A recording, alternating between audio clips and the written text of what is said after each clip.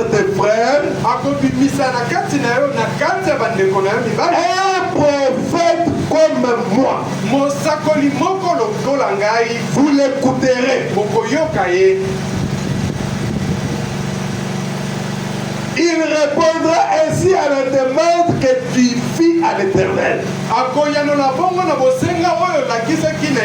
Ton Dieu là à Horeb. Les jours de l'assemblée. Quand il disait que je n'entende plus la voix de l'Éternel, mon Dieu, et que je ne vois plus ce grand feu, afin de ne pas mourir. Les enfants d'Israël avaient dit à Moïse, dis à Dieu de ne pas nous parler au travers du feu. Nous allons mourir. Verset 17. L'Éternel me dit, ce qu'ils ont dit est bien. Je leur susciterai du milieu de leurs frères un prophète comme toi. Je mettrai mes paroles dans sa bouche et il leur dira tout ce que je lui commanderai. Et si quelqu'un n'écoute pas mes paroles qu'il dira à mon nom, c'est moi qui lui en demanderai des comptes. Ailleurs c'est dit, c'est lui qui ne m'écoutera pas, il sera exterminé de mort. Donc c'est que c'est un prophète spécial. Amen. Amen. Alors, continuons un peu voir ce que le prophète nous dit. Pour entrer dans le vif de notre sujet. Frère Branham dit ceci. Ici nous voulons voir d'abord les premiers niveaux. Les premiers niveaux des prophètes. Dans la prédication de Jésus-Christ est le même hier, aujourd'hui et éternellement. Prêché le 18 janvier 61. Paragraphe 43. Frère Branham dit, les jours doivent toujours crier à leur prophète. Nous les savons. Car Moïse a dit, l'Éternel ton Dieu te suscitera un prophète comme moi. C'est comme j'ai dit, on a vu pourquoi Jonas ne voulait pas aller à Ninive.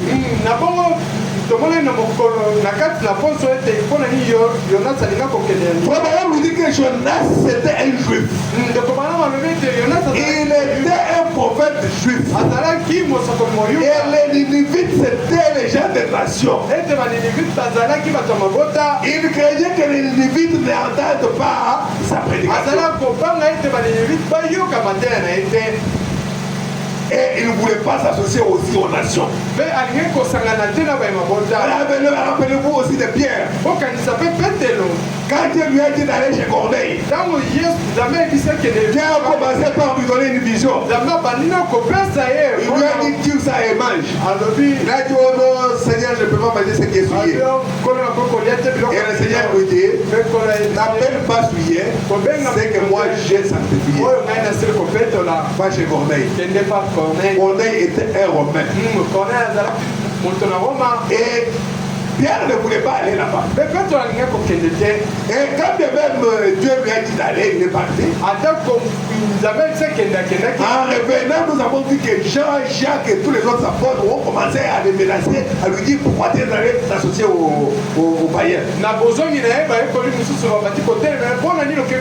ça la raison même pour laquelle Jonas ne voulait pas aller. C'était dans le plan de Dieu. Parce que les Ninivites étaient des païens. Ils étaient des idolâtres. Et Abraham nous dit qu'ils adoraient même des poissons. Alors, Dieu pour les faire croire, il a préparé un gros poisson qui a avalé Jonas et qui est allé vomir Jonas là-bas à la rive de Ninive. Et quand les gens ont vu les grands poissons venir, j'ai dit, oh notre Dieu! Et il a vomi, waouh! Mais comment il ne pouvait pas croire dans quelqu'un qui est sorti dans l'air comprenez? Parce que c'est quelqu'un dans l'air parlait maintenant du véritable Dieu l'éternel. Allez, je vois toujours qu'il y a leur propre prophète. Nous les savons. Car Moïse a dit, l'éternel ton Dieu te suscitera un prophète comme toi. Et comme moi. Il était le Dieu prophète, le maître des prophètes, les dieux de prophètes. Mais aussi c'était être un prophète. Et ils attendaient ces prophètes-là. C'est-à-dire que vous verrez quand ils ont posé des questions à Jean, ils se référaient à ces prophètes-là que Moïse leur avait dit. Ne vous rappelez-vous pas qu'ils avaient demandé et dit ce prophète-là? Il demandait à Jean. Et c'est ce prophète-là qui devait venir. Même Jésus a demandé à ses disciples. Et dis-toi que je suis. Moi, le Fils de l'homme. Non, le Fils de l'homme, c'est-à-dire prophète.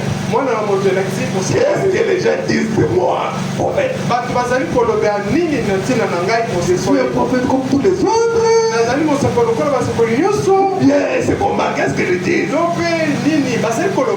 Les uns disent que tu es Élie ou Moïse. D'autres, ces prophètes-là qui devaient venir.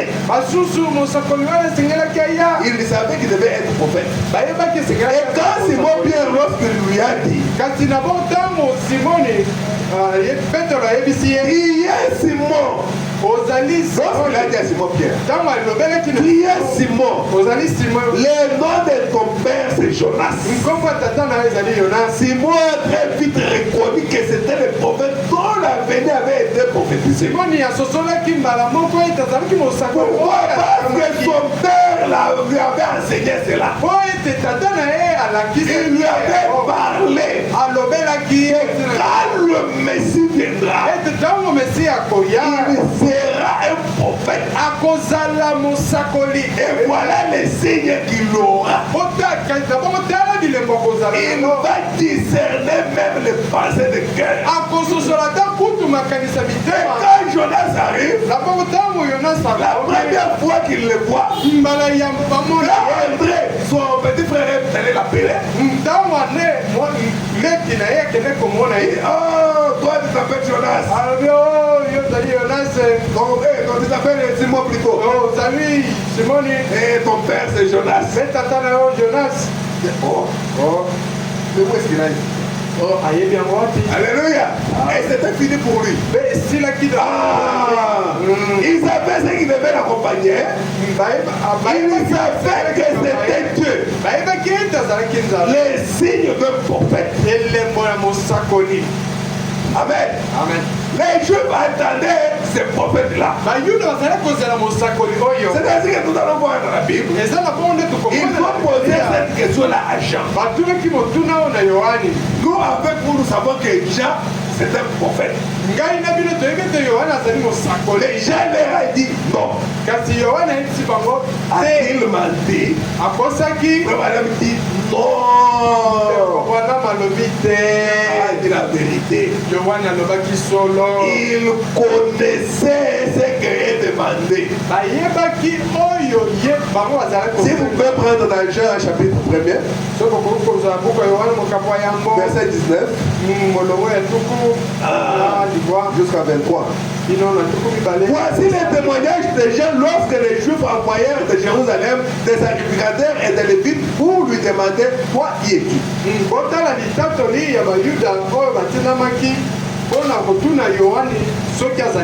Il déclara il n'y a point. Il déclara qu'il n'était pas le Christ. Et ils lui demandèrent quoi donc? Es-tu Élie? Et Jean savait de quel Élie est demandé. Et il dit je ne le suis point. Jésus a dit que Jean, c'est lui Élie qui devait venir. Et si Jean nous dit que lui n'est pas Élie, qui a dit vrai et qui a menti? C'est là qu'il y a un mystère. Alléluia. Amen. Je ne le suis pas, je ne suis pas Élie. Écoutez, avoir une autre question. Es-tu le prophète? Il répondit non. Frère Madame nous dit, s'il lui a été demandé, es-tu un prophète? Il allait dire oui. Ici la question était, est-il le prophète?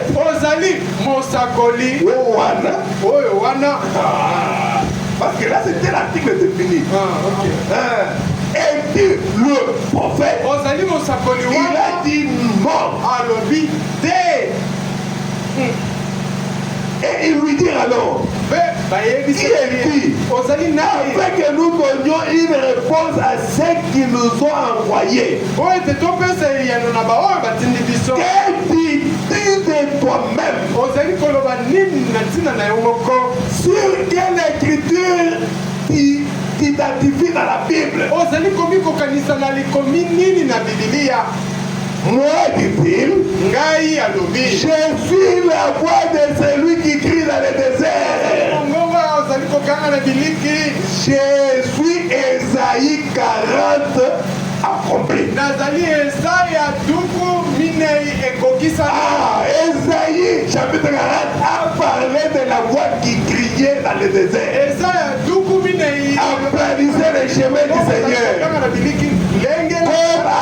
Ésaïe le prophète. Alors, Jean-Baptiste, c'était cette parole-là d'Ésaïe 40 qui marchait, qui mangeait, qui parlait. Alléluia. Amen. La parole d'Ésaïe 40 fait chair. Alléluia. Amen. Merci Seigneur. Mais Jésus, quand il a demandé aux disciples, n'oubliez pas que nous sommes encore au niveau du prophète de Dieu. Matthieu 16, chapitre 16, verset 13. Nous allons lire jusqu'à 18. Jésus étant arrivé dans le territoire de Césarée de Philippe, il demanda à ses disciples, quand dis-tu que je suis moi, le Fils de l'homme? Alors que le Fils de l'homme, nous savons que c'est le prophète. C'est comme ça que Dieu a appelé ce prophète dans la Bible. Il pouvait dire à Ézéchiel, Fils de l'homme, va prophétiser, il dit ceci. Fils de l'homme. Donc c'est-à-dire qu'il appelait ce prophète Fils de l'homme. Et quand lui-même est venu sur la terre, il s'est appelé Fils de l'homme. Parce qu'il était venu comme prophète. Mais pas n'importe quel prophète. Mais le Dieu des prophètes.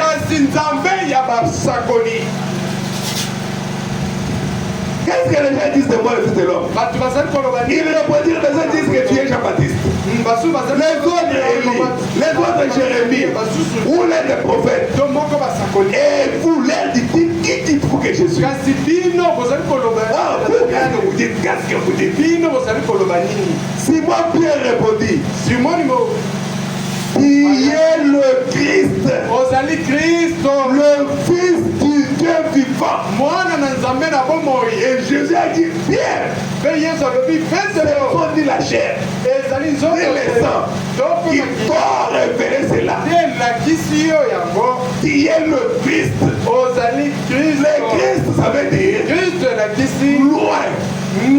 L'onction, le Messie, le Fils de Dieu, et le Fils de Dieu, c'est Dieu lui-même. Parce que dans l'éternité, Elohim qui remplissait tout en tout, dans sa pensée, il avait des attributs en lui. Et la première chose qu'il créa, c'était lui-même qui a l'éternité pour entrer dans les temps. Et c'est ce qu'on appelle les commencements. Donc c'est l'Holocauste qui était dans le Père. Il sortit de l'éternité pour entrer dans les temps. C'est ce qu'on appelle le Fils unique engendré du Père. Et toute la plénitude de la divinité a habité dans ce corps-là. On appelle les logos. La colonne de Félix, la lumière éternelle. Et c'est dans cette forme-là qu'on l'appelle la parole. C'est un corps parole. Et c'est dans cette forme-là qu'il a commencé à créer. Alors le Fils de Dieu, c'est Dieu changeant de forme qui t'a l'éternité pour entrer dans le temps.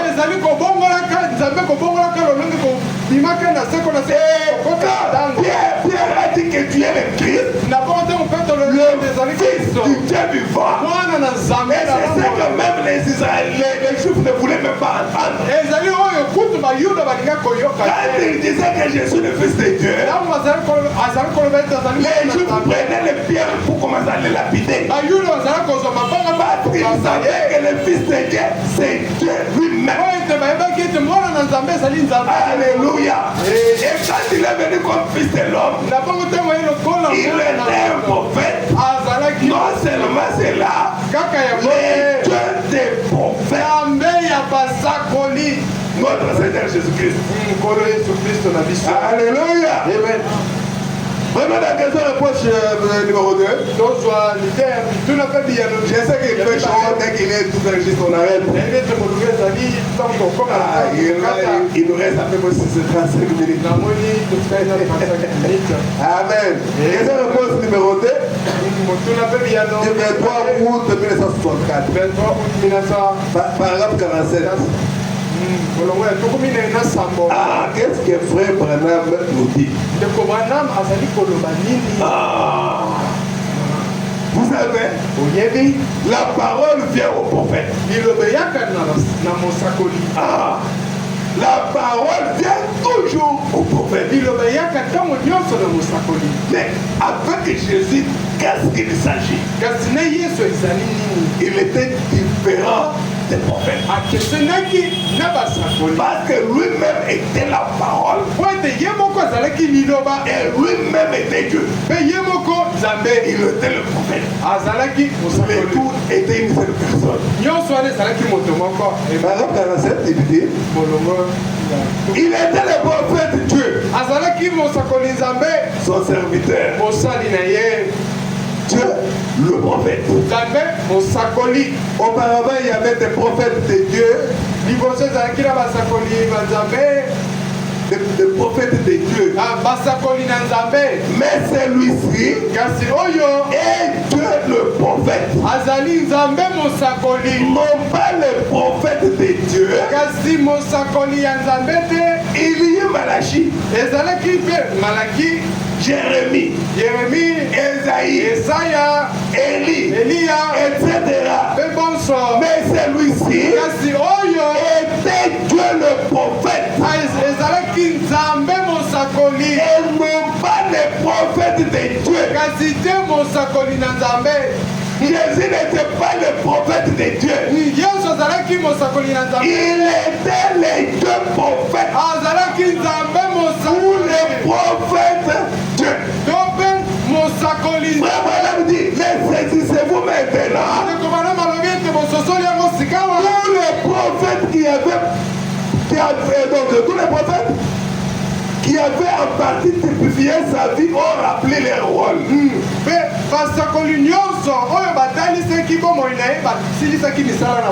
Chacun représentait Christ dans sa fonction à lui. Et quand bien même, on était en train de parler contre Moïse, il ne savait pas que Moïse accomplissait ce qu'était Jésus. Qu'il était le type de Christ. Parce que Christ devrait avoir une femme chez les nations. L'épouse de Christ, ce sont les gentils. Parce qu'il était venu vers les siens, qui étaient les Juifs. Les siens ne l'ont pas reconnu. Et la Bible dit qu'il s'est retourné vers les nations pour se chercher un peuple qui peut porter son nom. Et porter le nom de quelqu'un dans le naturel, c'est une femme qui porte le nom de son mari. Amen. Amen. Aujourd'hui, on va voir maman Rebecca passer. Et on va dire la sœur Malaki. Oh, c'est Malaki. Pour moi, c'est Malaki. Oui, oui. La portée de notre mari. Ah, mais comment on a un moment. Amen. Et nous pouvons passer. On regarde au dé. Elles sont des chrétiens. Nous avons porté le nom de notre mari. Il est Christ. Mais celui-ci était Dieu prophète, non pas le prophète de Dieu. Mais en lui était la plénitude de tous les prophètes. Les prophètes, la parole du Seigneur est venue à eux. Aux prophètes. Mais celui-ci était la parole. Et le prophète. Il était la parole. Et le prophète. La même personne. Amen. Amen. Merci Seigneur. Là, c'est le premier niveau d'un prophète. C'est Dieu lui-même. Le prophète de Dieu. Et Dieu le prophète. Alléluia. Le prophète par excellence.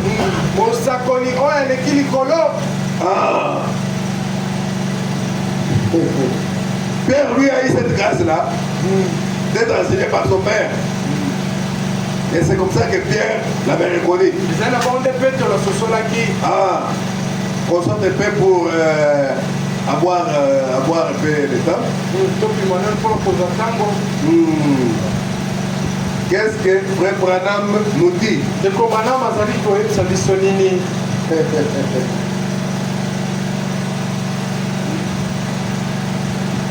Monsieur, nous voudrions voir Jésus. Paragraphe 36. Nous avons laissé d'abord Pierre, nous prenons Nathanaël.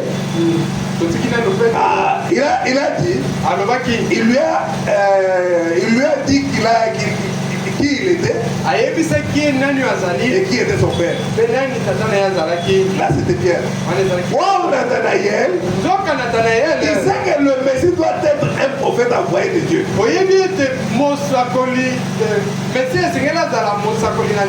Dieu doit être dans le Messie. Parce qu'il doit être le roi des prophètes. Ah, c'est celui-là, le premier niveau. Amen. Amen. Mais maintenant, il faut un peu ce qu'il y a.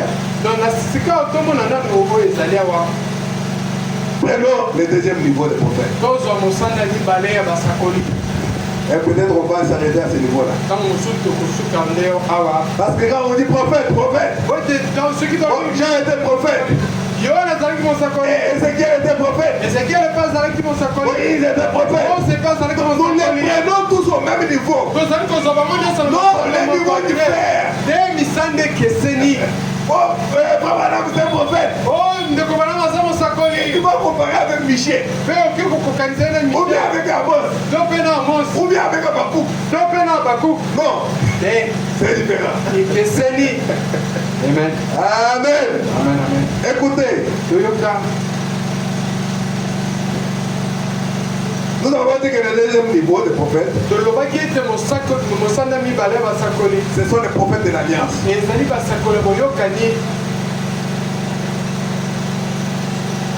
La première alliance,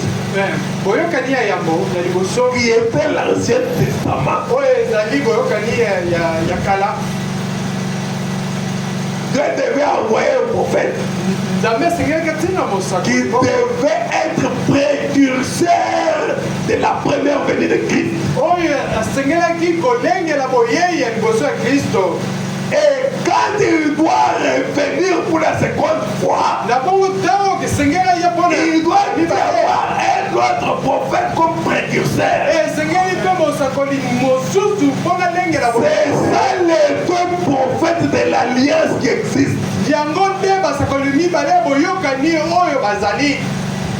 C'est pourquoi vous verrez, même Jésus dit en ce temps-là, que Jean était plus que prophète. Non seulement tous les prophètes ont parlé de Jésus, mais Jean parlait de lui. Il l'a même pointé. C'est ce qui faisait de Jean le plus grand de tous les autres prophètes. Moïse avait parlé de la venue de Jésus. Isaïe avait parlé de la venue de Jésus. Ézéchiel les avait parlé. Il avait parlé. De tous les prophètes, Jean aussi a parlé. Non seulement Jean a parlé, et un jour il l'a même pointé. Voici l'agneau de Dieu. C'est ce qui fait de lui le plus grand du prophète. Mais n'oubliez pas, il y a quelque chose que Jésus a dit. C'est seulement l'aigle qui pouvait voir. Parce que Jésus a dit, tous ceux qui sont nés de femmes, il n'y en a jamais eu plus grand que Jean-Baptiste. Et il a ajouté, il est plus petit dans les royaumes et plus grand que lui. Le plus petit c'est lui. Alléluia. Amen. Vous êtes chez moi à la maison. Vous êtes né, je ne sais pas. Vous êtes né à combien? 6. Ah. Le plus petit c'est qui? David. Voilà le plus petit. C'est le dernier, non? C'est le dernier. C'est le dernier messager qui sera plus grand que Jean. Le plus petit du royaume sera plus grand que lui. Non seulement il vient avant la venue de Christ. Ici, nous avons quelqu'un qui vient, qui parle de la venue de Christ et qui le manifeste dans sa chair. Alléluia. Et vous verrez que Jean n'a fait aucun miracle.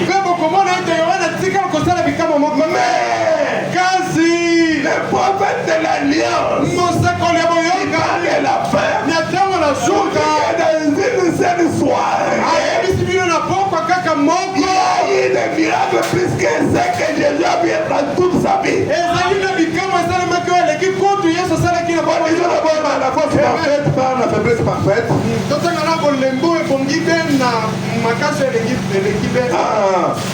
La force parfaite par la faiblesse parfaite. Paragraphe 288. Nous allons lire 288 et 289. Écoutez un peu. Quand Jésus est venu, il a dit, il faut aller voir un orateur intellectuel qui peut se transformer de méthodiste en baptiste, et de baptiste en presbytérien, et de presbytérien, ainsi de suite. Il dit que tu vas aller voir un prophète, il dit plus qu'un prophète. J'ai été plus qu'un prophèet. Et écoutez, ça c'est pas un homme qui dit. Et écoutez, il fait comme étant le simple de tous. Mais il était plus qu'un prophète. Savez-vous ce qu'était Jean? Il était le messager de l'alliance. Certainement, il était plus qu'un prophète. Un prophète était voyant. Il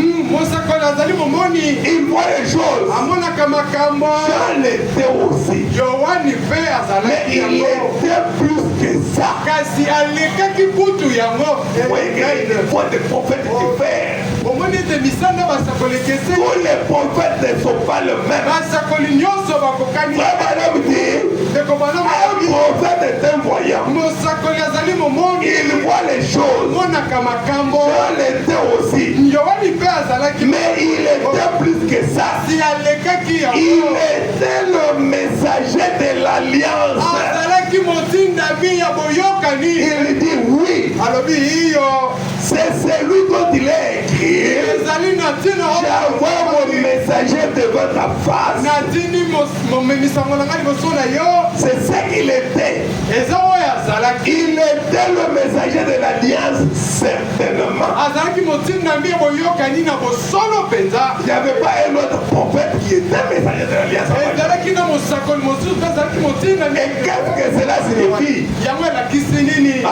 Et qu'est-ce que cela signifie? Qu'est-ce que cela signifie?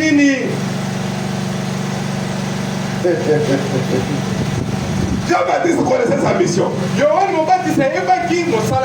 devait pas aller à l'école pour l'apprendre. Mais les gens de son époque, ils pouvaient se poser des questions, mais cet enfant, où est-ce qu'il a étudié? Il ne pouvait pas le croire parce qu'il était toujours dans la fosse. Et madame dit que son père est mort pendant qu'il avait 9 ans. Il a passé tout son temps au désert, dans la forêt, mangeant des racines et des sauterelles. Dans la prédication convaincue puis concernée, paragraphe 37, c'est prêché le 18 janvier 62. Et nous prenons la partie C. C'est là qu'il parle de ça. On est allé à l'école, tout son père était sorti. Parce que son père était sacrificateur. Le sacrificateur Zacharie. Il ne pouvait pas seulement être comme ça sans s'être formé. Mais jamais allé à l'école.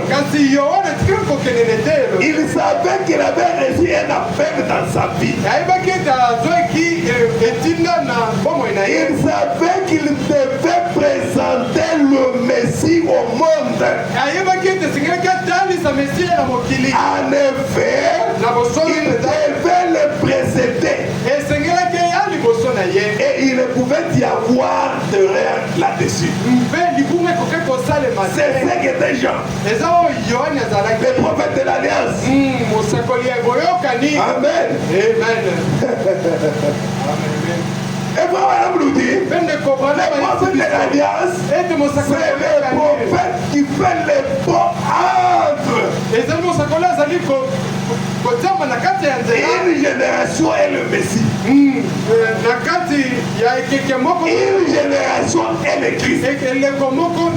C'est ce prophète-là qu'on appelle prophète de l'Alliance. Il n'y en a que deux.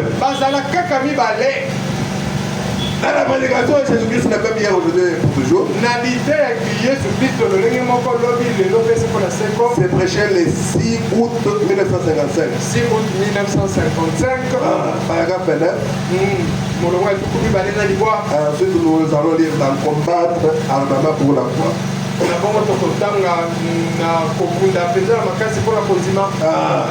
Combattre ardemment pour la foi qui a été donné au Seigneur une fois pour toutes.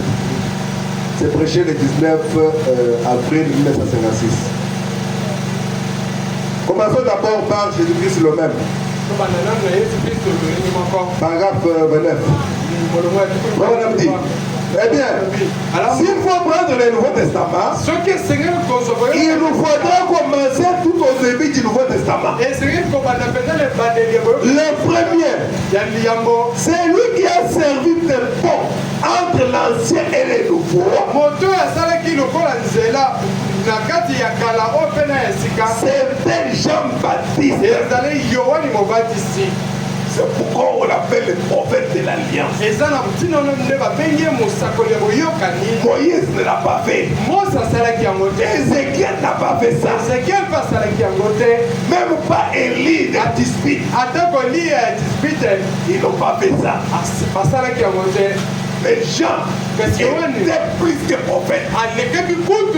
Parce que non seulement il a parlé, il a même prêté.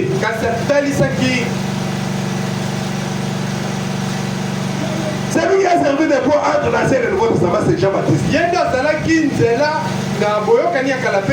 il a eu une courte vie qui n'a duré que le temps de la voix de celui qui criait dans le désert. Pour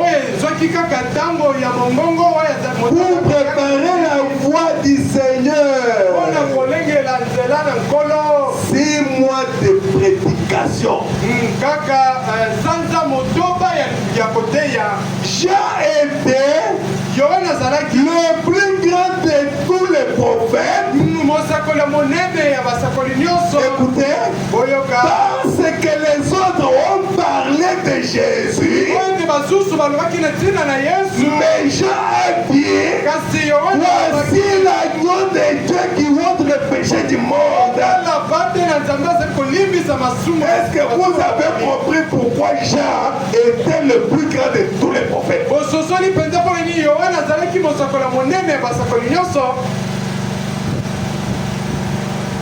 Parce que les autres ont parlé de Jésus, mais Jean a dit, voici l'agneau de Dieu qui ôte le péché du monde. Il a présenté au monde le Messie qui avait été annoncé depuis Éden. Quand Dieu a dit au serpent que la semence de la femme t'écrasera la tête, c'était la prophétie sur la venue du Messie. Et tous les prophètes ont parlé de ça. Et personne n'a pointé le Messie. Quand Jean est venu, il a commencé aussi à parler. Il disait qu'il est parmi vous. Je ne le connais pas encore. Il est parmi vous. Mais un jour, voici l'agneau de Dieu. Plus grand que tous les autres prophètes. Les autres ont voulu voir. Mais ils n'ont pas vu, ils ont tout simplement parlé. Alléluia. Amen. Et écoutez ça, il faut dire. Il n'a accompli aucun miracle. Alléluia. Il n'a accompli aucun miracle. Mais il était le précurseur du Seigneur. Amen. Amen. Combattre, nous allons prendre participe. Il faudra retourner au début du Nouveau Testament. Jean-Baptiste était entre la loi azalaki na kati ya mobeko mpe ngolu. Il était un prophète, azalaki mosakoli, le précurseur de Jésus-Christ. molengeli nzela to C'est lui qui faisait le pont entre la dispensation de la loi ye nde moto azalaki lokola et la dispensation de la grâce. eleko ya mobeko mpe na eleko ya ngolu. Mais kasi au temps de la fin, na ntango na suka l'esprit d'Élie va encore revenir. molimoli esengeli ezonga C'est le plus petit dans le royaume, ezali oyo moke na c'est-à-dire le dernier dans le royaume. elakisi Et oyo plus grand que Jean. bokonzi azali aleki yohana Mais monene Jean, lui, n'a fait aucun miracle. kasi yohani ye tikala kosala Mais il était entre la loi et la grâce. kasi azalaki na kati ya mobeko mpe Et c'est lui qui vient dans les derniers temps. mpe oyo azali koya na ntango Lui est entre la grâce ye azali na kati et le jugement. mpe na kosambisama. Alléluia. Amen. Dès que l'agneau se lève du trône, ntango kaka mpate kotelema na ngwende la grâce est finie. ngolu esili Sur le trône, ce sont les tonnerres, na ngwende kuna eza les bakase éclairs, likalikali la fumée. milinga C'est ce que Apocalypse nous dit. ezali oyo emoniseli ezali Et frère koloba madame nous dit, bende parce que le sang n'est plus sur les trônes. oyo ete makili eza lisusu na ngwende te Nous parlons des prophètes de l'Alliance. tozali koloba na ntina basakoli ya boyokani Il était plus grand des prophètes.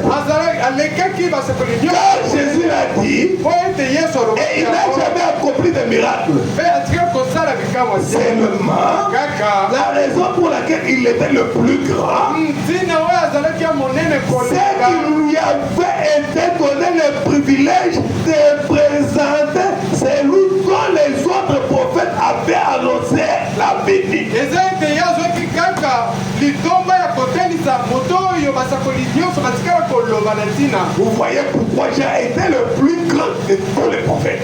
bomoni mpo na nini yohana azalaki Il a reçu le privilège ye azwaki litomba de présenter ya kotalisa celui dont les autres prophètes avaient annoncé la béni. moto oyo basakoli nyonso balobaki C'est ce qui faisait de lui le plus grand. ezali oyo yango nde ezali kosala ete azala monene. Il a présenté au monde le Fils de Dieu. atalisaki na mokili mwana na nzambe Et la façon dont il l'avait présenté, mpe lolenge oyo atalisaki ye c'était pas ainsi. ezalaki na nzala na elembo moko. Y avez-vous déjà pensé? botila kokanisa na ntina na yango Est-ce que vous avez déjà pensé à cela? kosala kokanisa na ntina na yango.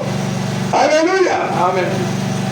Merci Seigneur. matondi kolo Le prophète de l'Alliance. mosakoli ya boyokani On peut toucher au deuxième. tokoki kosimba oyo mibale Parce que nous sommes qu'à deux. po ete bazali kaka Est-ce mibale. que nous aurons le temps même de parler, même d'introduire le deuxième? tokozwa mpenza ntango ya koloba te biso kobanda. Mais écoutez d'abord ce que le frère madame, non, le Seigneur Jésus-Christ nous dit. toyoka nanu okolo yesu kristo emokanzi Dans Matthieu 11, na buka mateyo nous reprenons ce qu'il avait dit là. zomi na moko Verset 9 jusqu'à 11.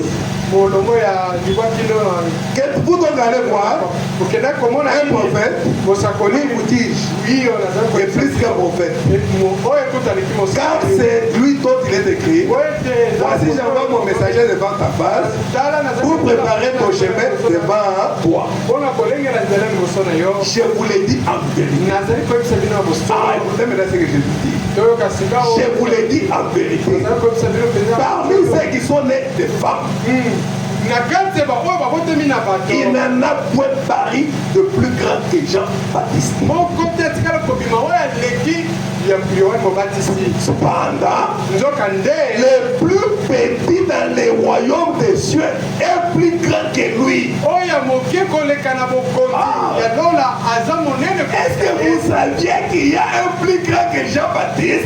bino boyebaki oyo Jésus l'a insinué juste en bas. yesu alobeli na ntina na ye Il a parlé en grand en disant Jean et tous ceux qui sont nés de femmes. alobaki na monene yohane na baoyo nyonso babotemi na Personne basi. n'était pas Jean-Baptiste. moto moko te aleki yohane mobatisi. Cependant, nzoka nde le plus petit dans le royaume oyo ya moke na bokonzi qui viendra le dernier est plus grand que lui. C'est ça que Jésus a dit. Ah! Alléluia! Amen. Est-ce qu'on va terminer pour Jean? Je ne sais pas. Écoutez, la exposé, page 226. La exposé, page 226. Deuxième tiré. C'est page électronique. Deuxième tiré. La version Shekina. Pour rendre encore plus clair notre présentation. Du prophète du dernier jour. Remarquons en particulier que le prophète de Matthieu 11-12 était Jean-Baptiste.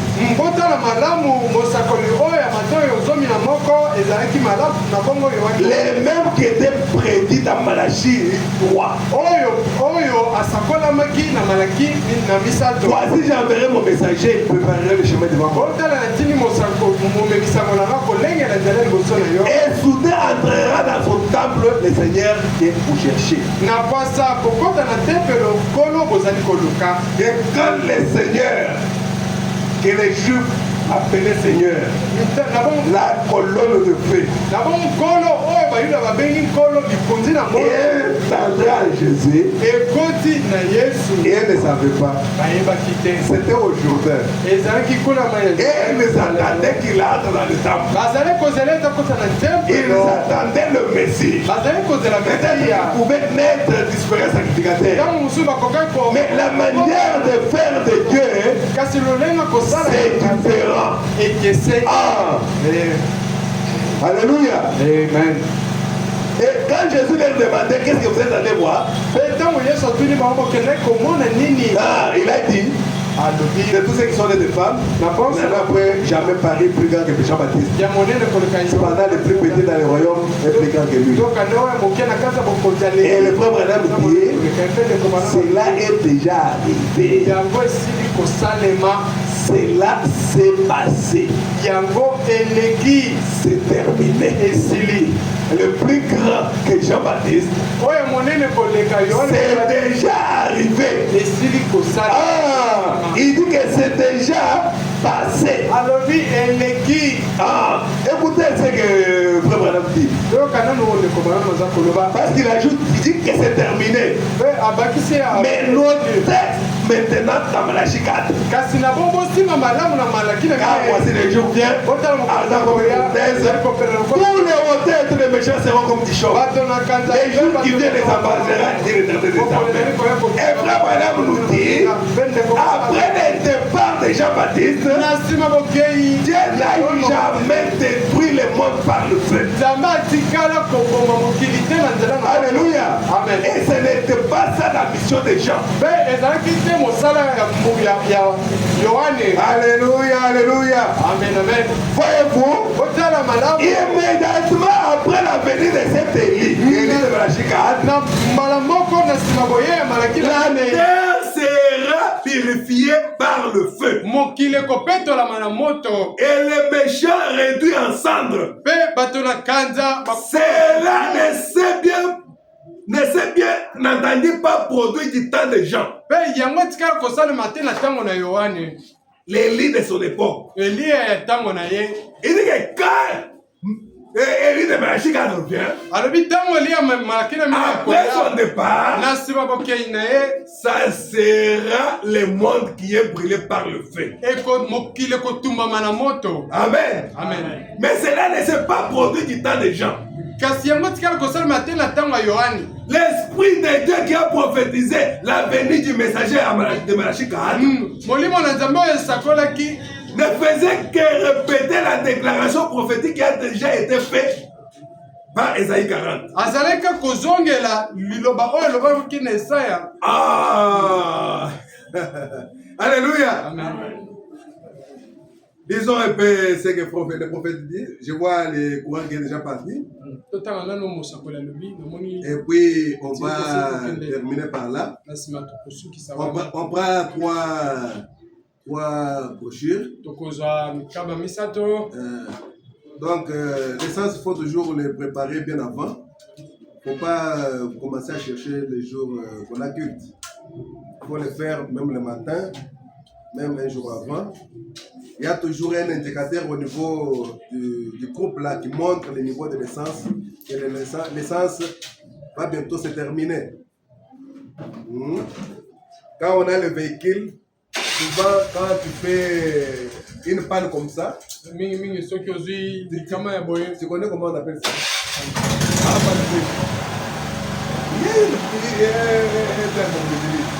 On appelle ça panne bête. Ah, panne bête. C'est que les véhicules te montrent déjà les niveaux. Ça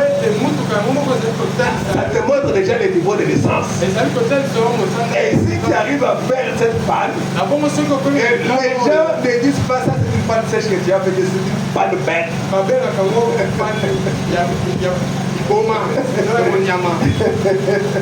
Parce que tu avais tout le temps de boire. Amen. Amen. Alors, nous allons terminer. On prend les âmes qui sont en prison. C'est prêché le 11 novembre 1963. Vous pouvez prendre depuis le paragraphe 192. Bon, mais nous sautons. Nous allons jusqu'au paragraphe 197. Nous sautons. Si vous avez le temps, vous pouvez lire à la maison. Souvent, la traduction que j'utilise quand je prêche, c'est souvent la traduction Shekinah, parce que c'est une traduction qui est un peu malléable, quoi. Amen.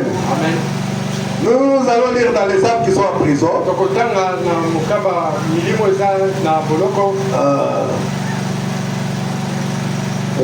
Paragraphe 197. On sort tout le reste. On prend le paragraphe 197. Écoutez ce que Frère Madame dit. Parce qu'il parlait de Jean-Baptiste juste au-dessus là et qu'on sort. Comme il nous reste 5 minutes, on va s'arrêter là.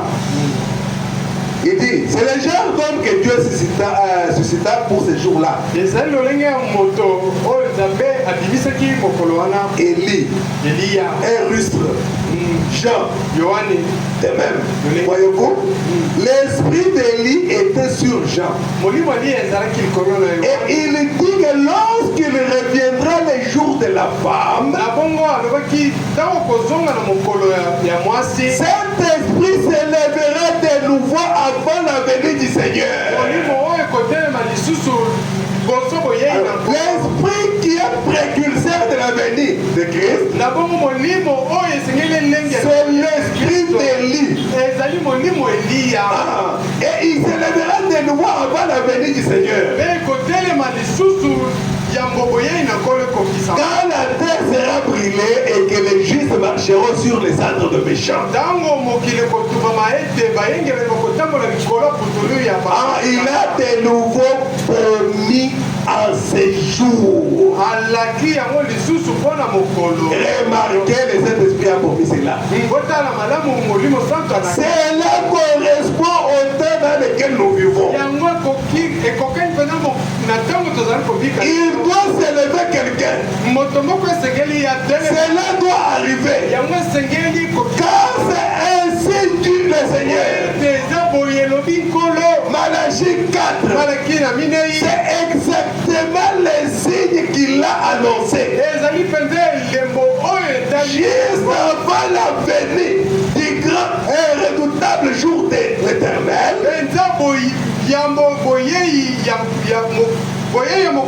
Je vous enverrai Élie. Et que ferait-il? Il ramènera les cœurs des enfants à la doctrine de paix. À la Bible.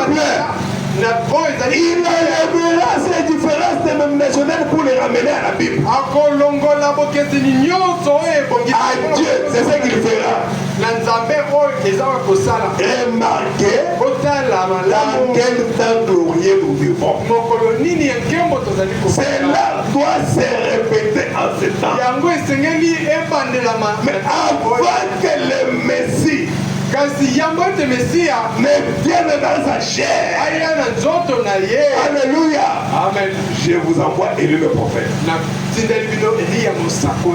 Alléluia. Amen. Et la terre sera brûlée. Avant que la terre ne soit brûlée, le Seigneur enlèvera son peuple. Merci Seigneur. On prend le dernier, non, l'avant-dernier, la brèche, et ensuite nous prenons et essayons de rendre un service en dehors de sa volonté. La brèche entre les 7 âges de l'église et les 7 sceaux. Paragraphe 41 jusqu'à 43. On a dit ceci. Et lorsque les sceaux seront brisés, et que le mystère sera révélé, c'est alors que l'ange descendra. Le messager, Christ, qui prend son pied sur la terre et sur la mer, avec un arc-en-ciel autour de sa tête. Au-dessus de sa tête. Maintenant, souvenez-vous, ce 7e ange est sur la terre au moment de cette venue. Parce qu'il a une mission. Comme Jean-Baptiste. Il est sur la terre au moment de cette venue. Tout comme Jean a porté son message. Au même moment que le Messie est venu, Jean savait qu'il le verrait. Parce que c'est lui qui allait le présenter. Écoutez ce que le frère Branham dit.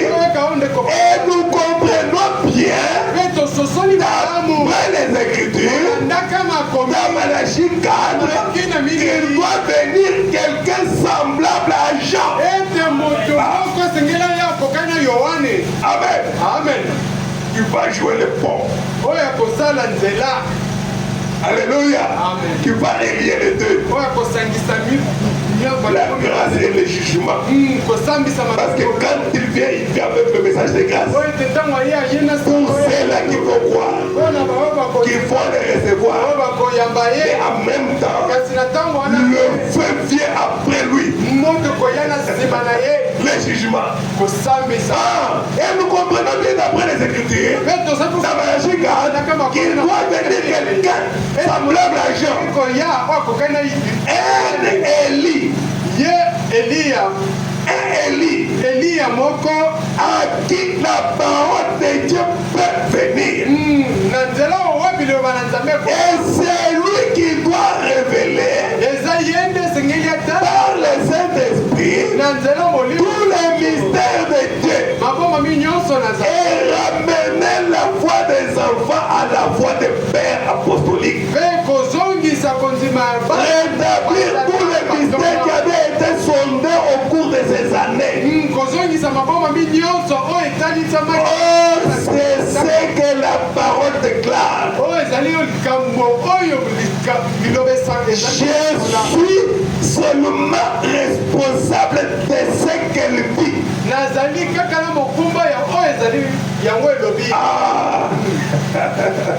Merci Seigneur. Amen.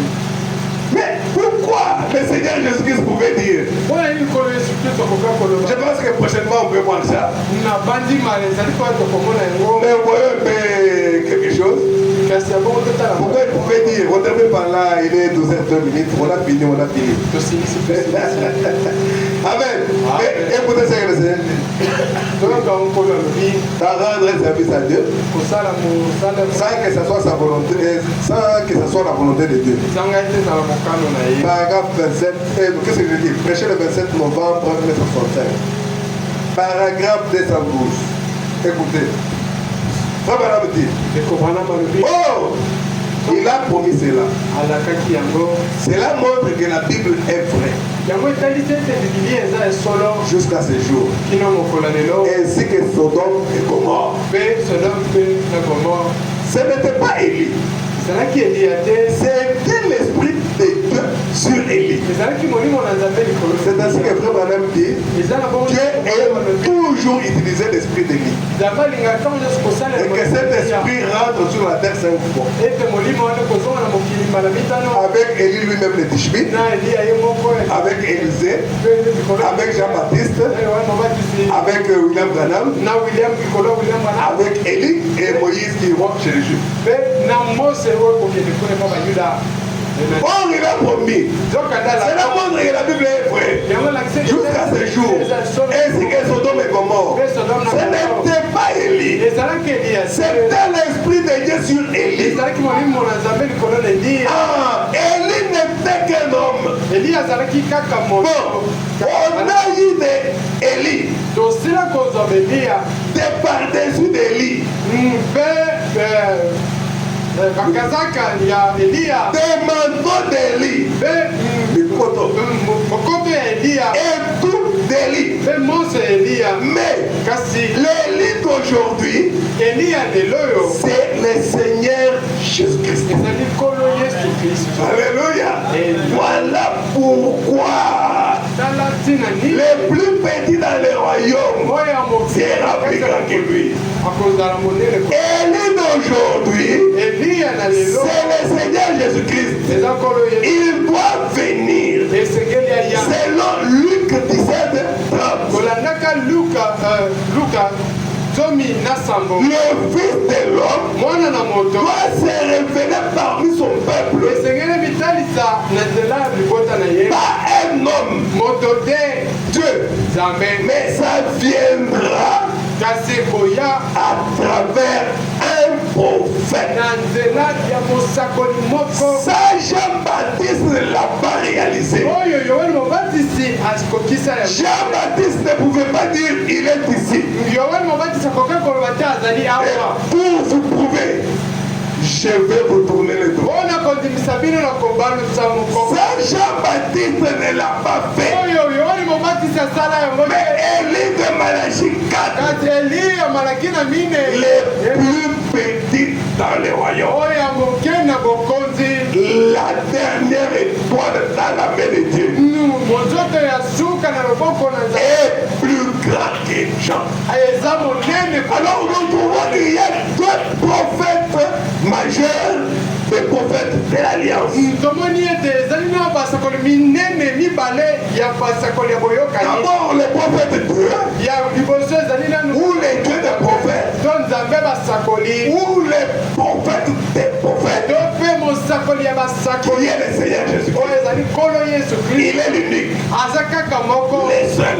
Et on a deux prophètes de l'Alliance qui sont Jean-Baptiste et William Branham. Les deux travaillent avec l'esprit d'Élie pour présenter le Christ. Voilà pourquoi ils sont les prophètes de l'Alliance. On va continuer prochainement. Si Dieu fait grâce. Pour voir les autres prophètes. Ou terminer avec les prophètes, les deuxièmes prophètes de l'Alliance. On verra comment le Seigneur va nous conduire. Parce que nous devons connaître ces choses. Nous disons que nous croyons aux prophètes. Frère Branham est notre prophète. Est-ce qu'il est prophète comme Amos? Il est prophète comme Sophonie? Est-ce que Sophonie et Élie le Tishbite, ils ont le même niveau? Est-ce que Habakkuk et Ézéchiel, est-ce qu'ils sont les mêmes? C'est ça. Les niveaux des prophètes diffèrent. Est-ce que c'est lui qui prétonne la prophétie? Alléluia, alléluia, alléluia. Dieu me montre que est-ce que c'est la même chose avec le Branham? Alléluia, alléluia. Nous devons connaître ces choses. Ces choses sont prêchées pour notre connaissance. Et il a été dit à Daniel que plusieurs iront et la connaissance augmentera. Ah, mais si tu n'es pas au niveau de connaître tout cela, Frère Branham dit que tu n'es que mon un ver de terre. Tu n'as pas de colonne vertébrale. Et que c'est l'enseignement qui fixe l'homme. Qui lui donne la colonne vertébrale. Amen. Que le Seigneur vous bénisse. Excusez-moi d'avoir dépassé de 7 minutes. On dirait que j'ai récupéré les 7 minutes là subtilement, je ne sais pas. Amen. Alors que Samuel va nous écarter. Nous allons chanter à haute voix. Mettons-nous debout. Alors chantons. Après avoir chanté, chacun de nous va prier le Seigneur en fonction de ce que nous avons écouté. Nous avons parlé des niveaux des prophètes, des différents niveaux des prophètes. Et nous avons vu que les prophètes de Dieu et les deux prophètes de l'Alliance. Peut-être que nous prendrons les prophètes de l'Exode parce qu'il y en a 3. Et voir qu'est-ce que le frère Branham nous dit. Amen. Que le Seigneur vous bénisse.